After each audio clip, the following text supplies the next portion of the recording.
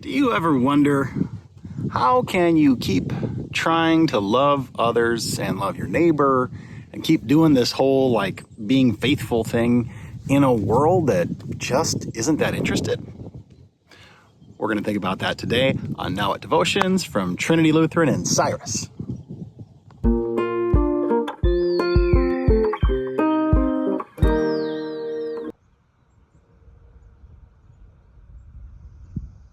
So I'm filming this earlier in the morning here. It's a beautiful summer day. We've had a wet summer here for those of you who are not in the area. It's been a lot of rain, a lot of humidity, and things are growing, which is great. I'm out at our one of our 4 previous church sites. This is Scandia West, the Scandia Free Lutheran Church at one point, and it's always gorgeous out here. You've seen me out here before, I'm sure, and I'm thinking about it today. Our text this week is from the book of, both Mark and John. Technically, I think we have the John version in chapter 6, but this is also in Mark, I think also chapter 6, but I'll have to check. And it's Jesus feeding the 5,000. And one of the parishioners at church came up to me the other day and said, "Hey, Pastor, you know what I just love about this story?" And they pointed out something I just really hadn't thought that hard about before. They said, "I love it that Jesus is the one who keeps giving the disciples the food, and they keep on handing out food to the 5,000 people." And I had to stop and really think about that for a while.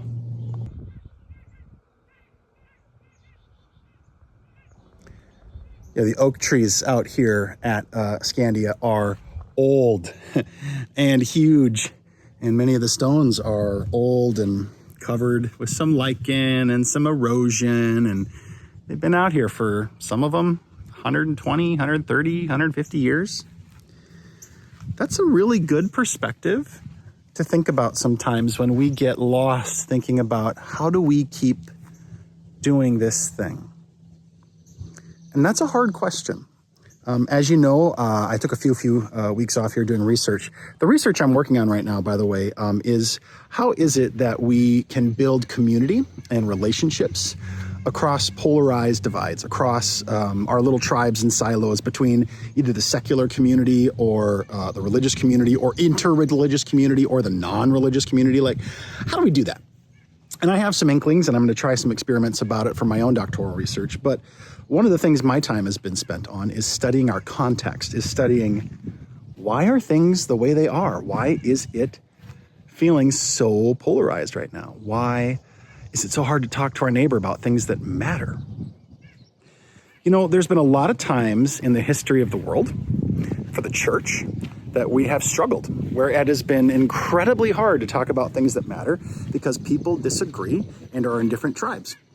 That has happened in the early church in Rome, Ephesus, Corinth, Galatians. Does that sound familiar? Like some books of the Bible. It's been a problem for the church of the Middle Ages. It's been a problem for the church of today. For the church coming up to this point, it's been a problem. What do you do when lots of people in the church disagree? And as we think about that, I thought what that parishioner had to say to me the other day applies here. When we don't know what to do next, and Jesus says, well, go and take care of people, and we're not sure how to do it, Jesus then hands us the things to do the thing. And maybe that's a good strategy for today.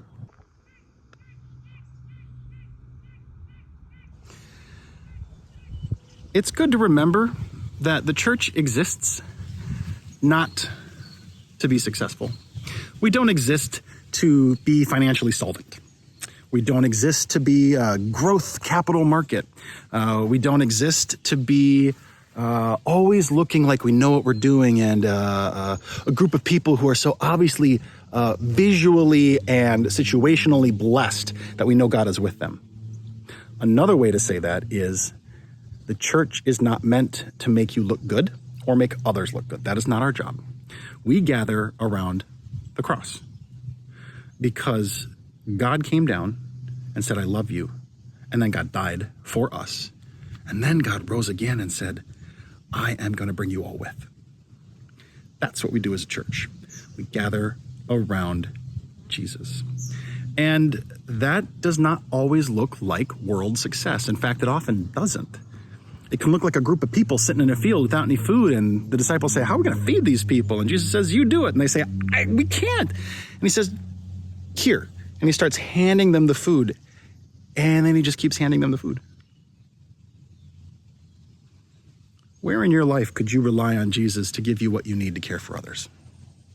Where in your life could you look and remember those oak trees were planted by faithful folks 100 years ago? Or that church that was the beginning of many things for many people lives on. Even if that church building isn't being used right now, the people who were faithful there have passed on their faith to the people now. We can do what God asks of us, and that is gather around Jesus Christ and love the people that he calls us to love. We can do that, even if we don't agree about politics, even if we don't agree about money, even if we don't agree about this tribe or that tribe or any of those things. We can gather around Jesus. I'm Pastor Chris, out here at First Cemetery of Stevens County, signing off for now.